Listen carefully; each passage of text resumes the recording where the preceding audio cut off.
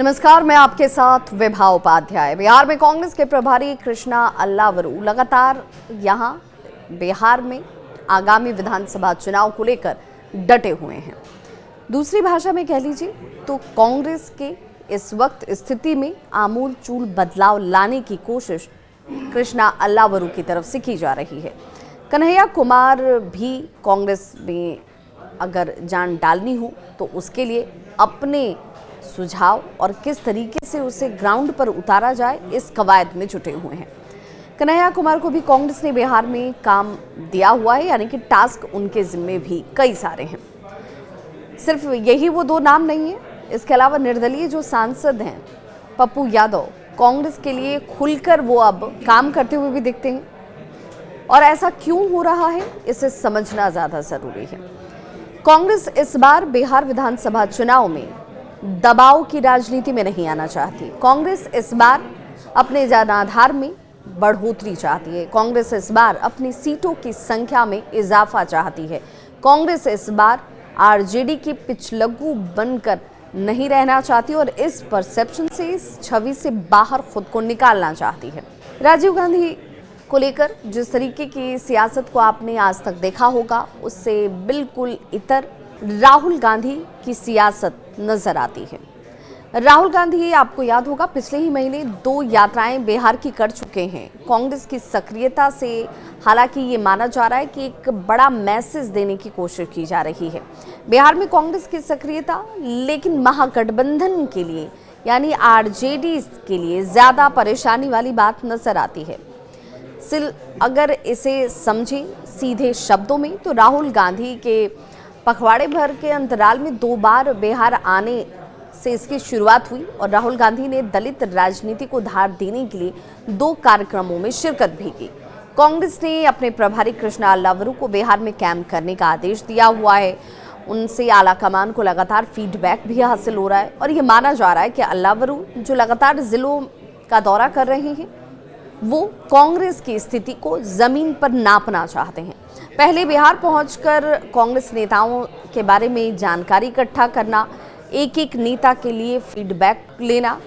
कन्हैया कुमार को भी कांग्रेस ने जहां एक तरफ ड्यूटी लगाया हुआ है, कन्हैया 16 मार्च से बिहार में युवाओं को गोलबंद करने के लिए निकलने वाले हैं, जिसमें नौकरी दो और पलायन रोको यात्रा होने वाली है। पप्पू यादव का एक तरफा कांग्रेस प्रेम तो जग जाहिर है। हाल के दिनों में उन्होंने कहा था कि कांग्रेस उनकी भूमिका के बारे में अभी खुलकर कुछ भी भले ना कह रही हो, लेकिन कांग्रेस की रणनीति का इसे एक हिस्सा जरूर माना जा रहा है। कांग्रेस में अपने जन अधिकार पार्टी का विलय कर निर्दलीय सांसद बने पप्पू यादव की सक्रियता हाल के विधानसभा चुनाव में आपने झारखंड और दिल्ली में देखी होगी।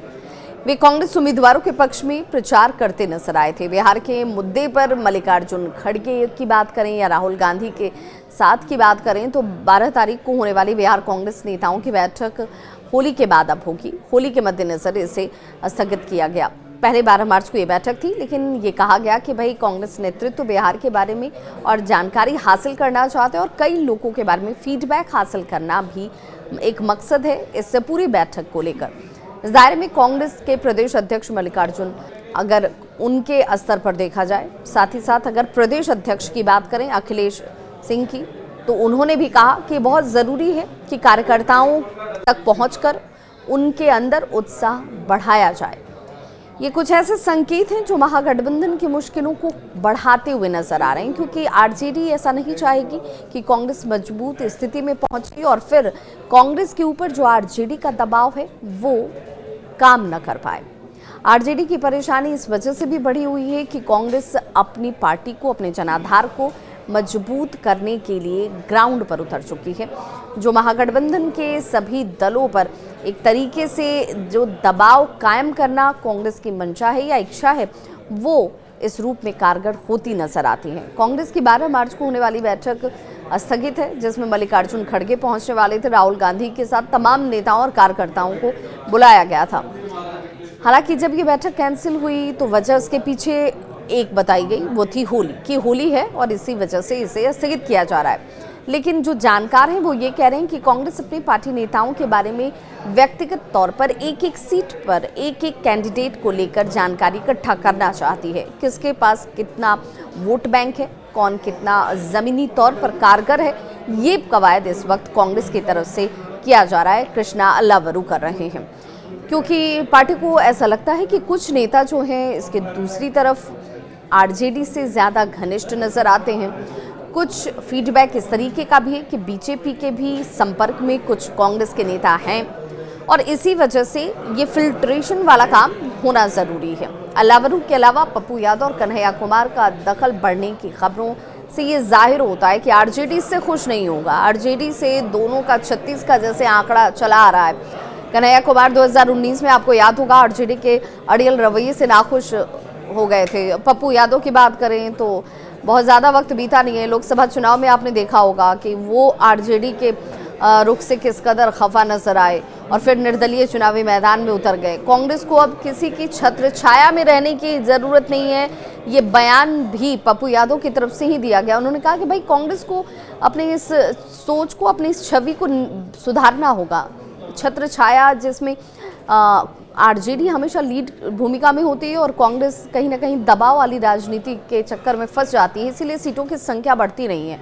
और यही वजह है कि आपको हाल के दिनों में वो बयान भी याद होगा जिसमें कहा गया था कांग्रेस की तरफ से कि भाई जिसके पास ज़्यादा विधायक, जिसके पास सीटें, उसका मुख्यमंत्री, यानी कि एक तरफा तेजस्वी यादव को बतौर मुख्यमंत्री महागठबंधन में स्वीकार करने को कांग्रेस कम से कम इस वक्त तैयार नहीं है।